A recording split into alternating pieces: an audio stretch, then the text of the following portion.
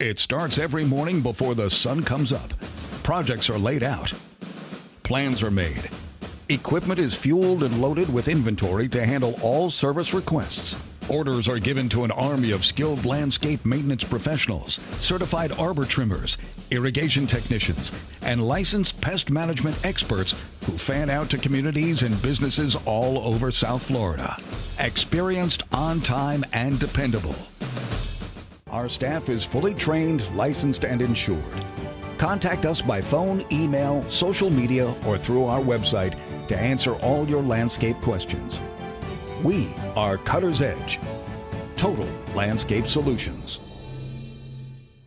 Friends, Romans, and countrymen, epic deals await you at Toyota of Hollywood. You don't have to battle to get discounts of up to $4,500. Your chariot awaits. A Toyota Corolla, not $24,000, $19,988. Step into our arena where everyone is victorious at the #1 volume Toyota dealer, Toyota of Hollywood, on 441 between Hollywood Boulevard and Sheridan Street. Open till midnight.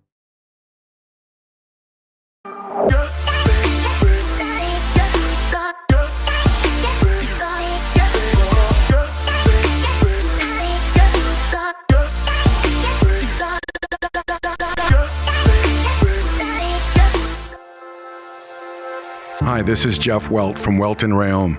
Dan and I have been in business together for over 22 years. We're not your typical lawyers. When Dan's not working in the office, he's flying his stunt plane. When I'm not in the office, I'm either getting tattooed, bowling, riding a motorcycle, or going to concerts. We might not be your typical attorneys, but we are aggressive attorneys, and we'll do whatever it takes to get you what you deserve. Consultations are always free. Call us anytime, 24/7. Welt and Rayom can help.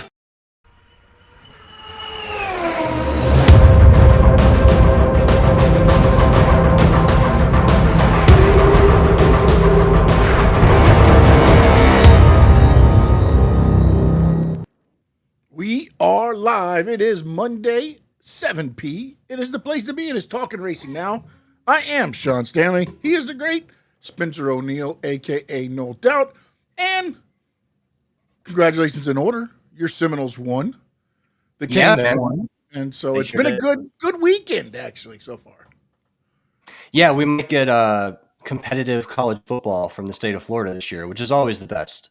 I like it when the other teams are good and then you beat them and you crush their dreams. It's no good when everybody's kind of like mid and there's one good team.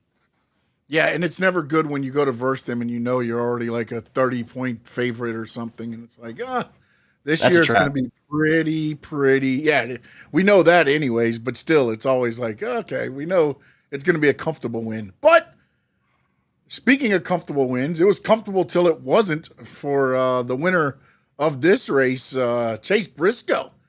Ends up taking it home in Darlington, led 309 laps of the 347. So I put in the thing dominant. I know the ending, it got a little iffy with Tyler Reddick and who was it Nemechek?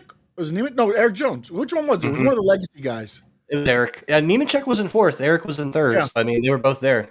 Yeah, they were there, man. It was very interesting race and back-to-back Southern 500s for Chase Briscoe. He is now off to the round of 12. So he is in there. And, man, let me tell you something. I did not realize when we were talking last week how one race could really change so much in the playoff standings.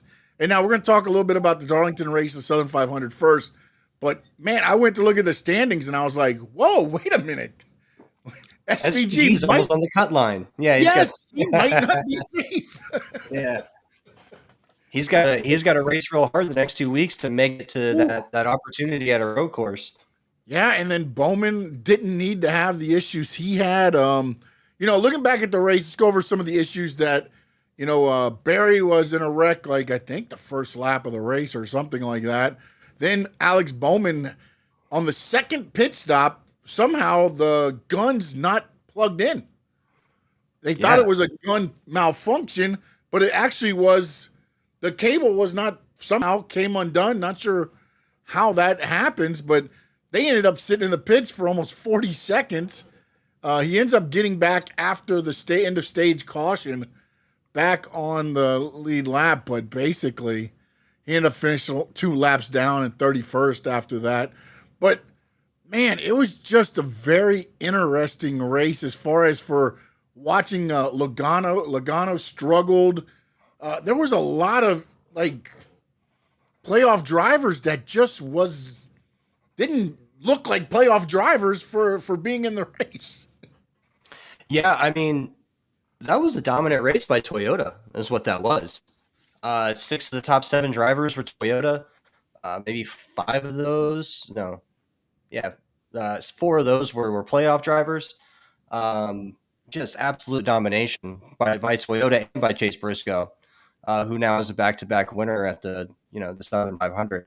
Although Eric Jones, I didn't really think about it until later. He's a 2-time winner at Darlington also. So not surprised to see him up there. I really thought it was interesting watching Briscoe because he's kind of mastered both lines, which I thought was interesting, right? So there's the line where you come in a little low and you drift up the corner and then you dive back through. And then there's the other line, which is sort of the Hamlin line, which is the one he's got. Tyler Reddick line too now. Which is just riding the top. And Briscoe was doing both. And he was going back and forth between both seamlessly, which really helped with blocking. And it gave him an advantage as far as, being able to control the front of the field. So, yeah, just really masterful driving by Chase Briscoe. Yeah, and man, like the stage points. I mean, Chase Briscoe 60. I mean, you don't get any better than that. Tyler Reddick finished with 53. Bubba Wallace picked up 41. Hamlin did 38. This is mostly just playoff drivers I'm trying to look for here. Ross Chastain did 38. Austin Cindric picked up 28. Then you go way down, man. Chase Elliott picked up 20. Blaney picked up 20. Kyle Larson picked up 30. Logano only got 17. Byron only got 17. Austin Dillon, 14. And those guys needed to, Bowman picked up 6. Shane Van Gisbergen picked up 5, which totally basically erased all his wins in one race. So it's one of those things where, man, Spencer, I don't know how SVG, I thought comfortably, as long as he ran well, and I get this one, he didn't run well because he had the issue where he went into the pits and then a caution came out and put him down a lap. And he doesn't run. We all know what SVG is. He's a road racer, but I really thought he was in till at least around the 12. I honestly did. I didn't think that it would have this much effect, him running, even poorly. I didn't think it was going to be like this. Like, I didn't expect somebody to get 60 points in one race. Like, that's, to me, that's like, what? I mean, him and Tyler Reddick totally flipped the playoffs upside down. Playoffs. Yeah. I mean, Tyler Reddick is in 4th right now. It's crazy. Yeah, let's look at these the rankings here, and I hit the wrong button. I apologize. So Chase Briscoe is now the leader. He jumped 7 positions in one race. Denny Hamlin went up 1 to 2. Kyle Larson falls down 2 to 3. Tyler Reddick jumps 10 places. He was outside the cut line, and now he's sitting in 4th. Bubba Wallace, with an impressive showing, jumps up 4 spots to 5th. William Byron falls 4 to 6. Ryan Blaney falls 3 to 7. Ross Chastain jumped up 3 to 8. Austin Cindric. This is, again, I think if you run consistent and you're good, he jumped up a spot. He's now in 9th. Christopher Bell falls 5 spots. Chase Elliott falls 4. And SVG fell 6 spots, and he's now on the cut line. 3 points ahead of Joey Logano, who fell out. We were sitting here talking about which drivers we saw going through the next. We both picked Tyler Reddick as the one we saw. I don't think any of us saw Joey Logano being one of the ones to fall down to being out. Did you? No, and there's still 2 races to go, so I kind of believe that that's not going to stay steady. But Yeah. SVG has got to be hoping for somebody just to really have a bad time. Of the 4 that are down there, we got Josh Berry, Alex Bowman, Austin Dillon. I kind of believe that unless something drastic happens, those guys are probably going to stay there. Yeah. And then that last cutoff is the that's the wild card. Yeah, which right now, I'm not going to lie to you, man. I honestly feel now SVG's done. It might be. And I hate to say it that way just because he's gotten better at the ovals, but he's not consistent. And it just feels like he's missing something when it comes to the ovals. He's very comfortable with the road racing. We all understand that. And I'm not going to sit here and be like, oh, he can't do it. But when you drop 6 and you only picked up 5 points in this race, again, you got to start getting stage points. Whether it's, I get that they were trying to do something and then the caution totally destroyed them on this, but you're almost going to have to stage race now and build up your points again and then hope you have a good finish to stay in the top 12. Yeah, you need a nice 15th. That's what you need. With stage points throughout too. Yeah. Sneak a couple stage points in there. Hoping. Although people aren't going to be taking the same strategies that they used to. We're in the playoffs now, so I don't know that we're going to see pit stops 2 laps before the stage ends, trying to get some sort of jump because they don't really care about the stage points. They're going for the win, and you get somebody that gets a 3rd or a 4th on the stage that really was running 20th or so a couple of laps prior. Well, I don't know that we're going to see that. As we get the winners, I think like Chase Briscoe might try something like that. Yeah. Because now he just has to win. Now it's just win because he's already in the round of 12. So I think, and again, you're not doing this at Talladega or, you're not taking chances at one of these tracks that'll, at Worldwide Technology. That's a race where you go, okay, maybe we try something. Let's see how this goes. But again, as you say, really the only one that can do it right now is Chase Briscoe. Everybody else needs those points, man. Again, it's amazing to me because I totally did not realize how these points were going to affect this whole thing. Like the lack of getting stage points and then, converting all the stage points because Chase Briscoe, I believe he won stage 1, 2, and then the race. He did. So now, he 10 for the finish, 10, and then he got the 30, whatever, the 40 for the winning the race because the winner gets 40 points. So that, again, it's 10, 10, 40, 60 points. That's a max day. Yeah, I didn't expect a max day from anybody. And then when you looked at the other guys, 53 points from Tyler Reddick, that's pretty much, you're almost maxed out there. Yeah. When you look at all these guys, even Bubba Wallace with 41 points, that's with a 6th place finish. So that's what, 40, 39, 38, 37, 36, 35 points. So he might have weaseled in 6 stage points somewhere, maybe finished in the 7th twice or something, but he got the 35 up to 41. And that's what you have to do in these races. Even Denny Hamlin, I don't even know what happened. I'll tell you right now, I switched off to go off the big TV to the game. Mm-hmm. And when I came back on, Hamlin was like on 25th or something. Yeah, so I can tell you what happened there. Yeah, go ahead. Talk to me. So there was, they were going through one of the turns and Kyle Busch was in front of him and he got a little loose. So Hamlin, that was Blaney. I don't know what happened to Hamlin. I'm sorry. I was talking about Ryan Blaney.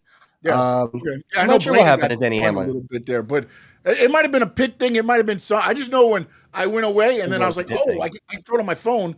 I went to throw it on my phone to watch it, and when I came back, I'm like, where the hell's Hamlin? I'm seeing all these guys. It was a pit thing. So yeah, he went in for a pit stop when everybody else did, and they had some sort of issue, and he left pit lane last. So essentially, after that pit stop, he was the last He was the last car in the lead lap, so he went all the way to the back of that field. Yeah, and then he still though made a valiant day of it. 38 points. I mean, compared to what some of these other guys were making.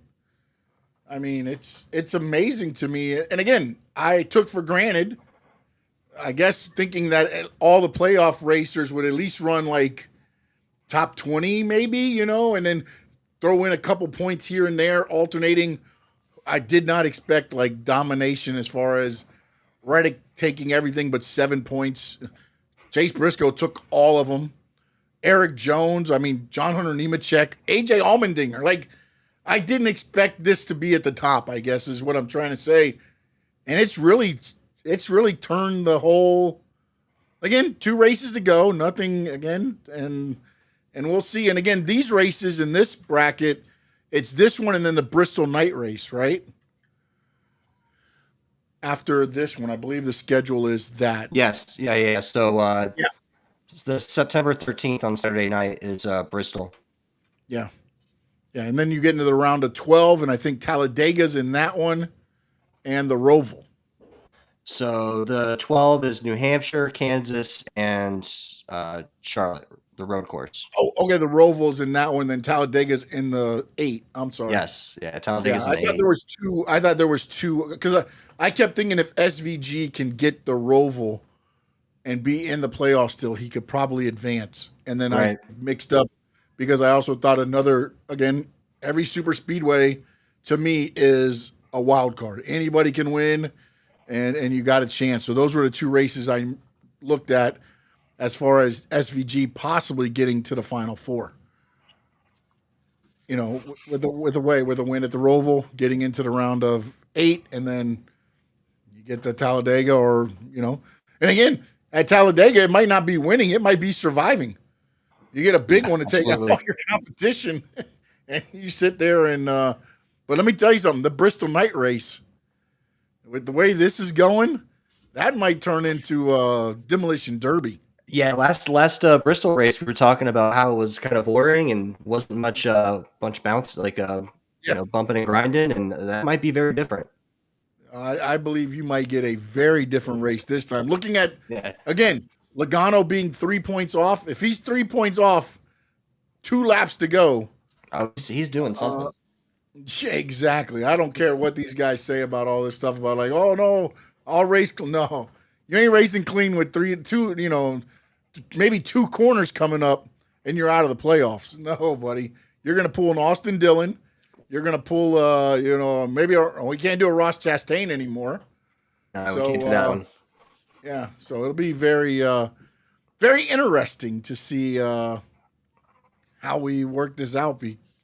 As I said, I'm still in shock of this whole thing. I was watching at it, and I went and I refreshed just to make sure I was looking at it right, and I'm like, it had that much of a change. One race. I thought maybe by 2 or 3 with some DNFs or possible like engine failures or something. No, this changed one race. And a couple cars had bad luck. It wasn't every car had bad luck.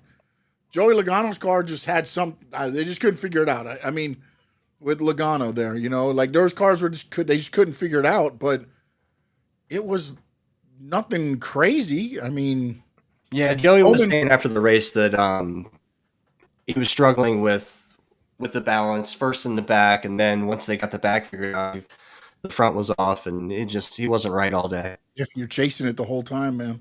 Mm-hmm. It's amazing, man. I mean, again, we sit here and talk about it. I have no idea how it feels in that car to be that close to wrecking, because they're all on the edge of wrecking at some point, and then those cars, and then you get all that stuff, and it's like. Well, and forget Reddick was mixed up with Josh Berry at the very beginning. Yeah. And then there was one point, like 130 laps in or something, that his car was like filling with exhaust. Did they get that resolved, or he just drove right through it? I don't know. I mean, this race reminded me of his last season. Like there was things happening, but somehow they got through it and they were on the other side. Whereas the beginning, the regular season this year felt like they were off, although they were running consistently, because we talked about it every week. We're like, how the hell is Tyler Reddick up in the top 6, top 7 with no wins? Right. because they've been running consistent, and then he gets to the playoffs, and now you see this performance, and it's like, uh-oh, maybe they figured it out, and maybe they're going to turn it on now. And then you watch Bubba. I mean, both those cars. The interesting thing is, these cars aren't chartered. Yeah. The 2311 guys are not charters anymore, man. Right now, with the whole, I know there's injunctions and there's legal things going on, but I mean, they're still running this thing to whatever they can. I know the Jordan and Hamlin both said they've got sponsors through the season. They're not worried about that. They're going to race every race this season and all that. Yeah, this year is going to be fine. I get it. I think they're going to be back next year.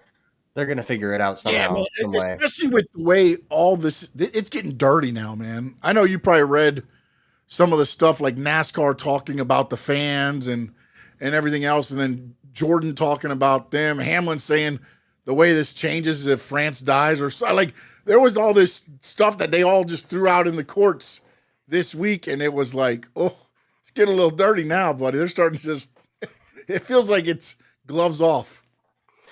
Yeah, well, I hate to tell Denny, there's a whole lineage of France's ready to take over. They've got great grandchildren. They're not going anywhere unless they sell. Yeah. Let me ask you something on this, man, because you know a little bit, not necessarily the legal side of what's going on there, but you understand a little bit of the law stuff. Do they even have a leg to stand on, meaning 2311 front row? Or are they just hoping something sticks? With what you've read, I'm not holding you to any, but I know you understand the lingo and all this stuff. Do with what they're trying to do, is it more of really trying to make a change or just hoping something sticks? So there was some. All right. So in the decision that came out, which blocked the injunction, or which got rid of the injunction recently, while NASCAR kind of took a win there was some language that was a little damning for them. So it seems to point to the fact that the court might be trying to push a settlement. Now, as far as what a settlement looks like, I don't know. I try to stay out of it just because, I'll be honest with you, I don't really care all that much. But what their argument is never really made much sense to me, as far as having to buy a charter and saying that it's somewhat sort of monopolistic practice. Like, I know that they're team owners and they own a team, but they don't own NASCAR. It's not like football. It's not like the NFL where the team owners are all part of the ownership process, right? Like, this is a private corporation. Yeah. And I think that's where the Jordan disconnect is, because again, Jordan was a minority owner with the Bobcats or whatever they are now. What are they? Are they back to the Hornets? The Hornets. They're the Hornets. Now, right? So I feel like he's taking some of that and trying to bring that into, as you're saying, what is a private, really owned. And it wasn't France. It was one of the other ones. I forgot who it was saying, hey, we'll just take it back to the Southern roots if we have to. Yeah. It's like, and then I don't see that happening either. By the way, I don't see that happening either. Not with the money that's coming in for these guys. No. But listening to Michael Jordan when it comes to business doesn't really seem to be smart. I mean, he wasn't a very good team owner when it came to basketball. He can't judge talent. He's shown that. He doesn't seem to be a legal genius of any kind. So, I don't know what his point was. Well, I think the one thing that he was trying to say was they're spending so much on charters that they're having to charge astronomical sponsorships, which it's been astronomical for a while, because I remember, this was like 2003 to get on a truck. Yeah. It was like $3-4 million back then, just to put your name like on I think it was the roof or something, like just to have it there was like over $5,000 for a truck. Now this is a truck. Now I'm not talking about the Cup Series, because the trucks don't really run in front of a huge audience. You might get, some, sprinkled spectators in there, and you might get 100,000 watching them on TV, maybe. Right. Maybe more, depending on what the day is. But I understand that of it a little bit, just because if you have to spend so much money to, one, get a charter, then you're getting the cars, you almost have to gouge your sponsors to keep them. Right.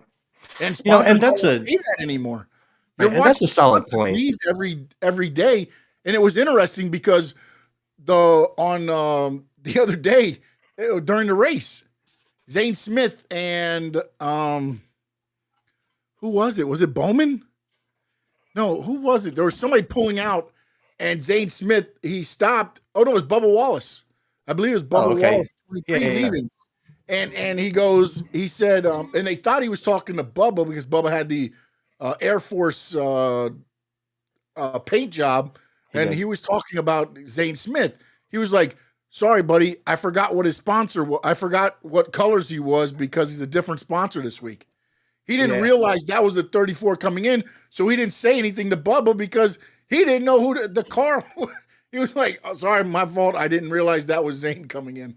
Like, right, because in that circumstance, the person in the pit is supposed to wait for the other guy to pull in, and then they can pull out. Yep. No, 100%. But it was interesting because they were talking about it. They're like, and Letarte was like, "That's one of the things with having a different sponsor on the car every week now. It's not like the old days where you knew every car, every race was this, and those sponsorships don't exist anymore, man." Yeah, I mean, you got a few. You got Bowman, who I think is Ally more than anything. I think he's Ally all the time. I mean, you still got a couple cars. The 5's always Hendricks, usually.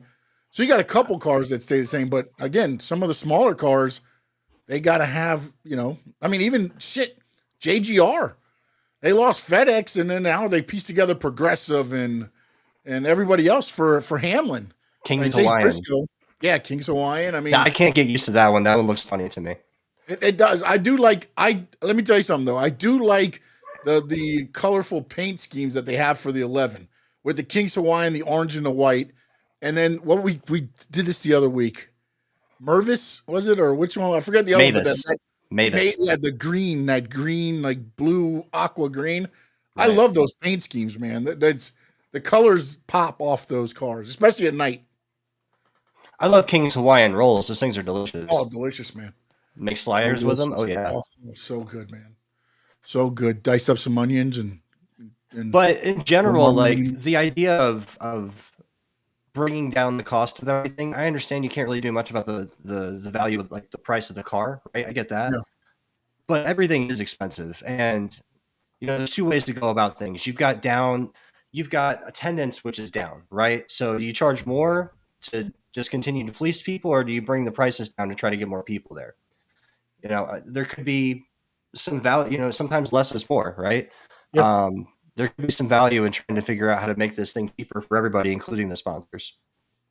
Yeah, that's the thing I think that they need to really look at, man, because I mean, soon it's real. I mean, we went from 40, there was at one point 45 cars trying to get a Daytona 500 recently.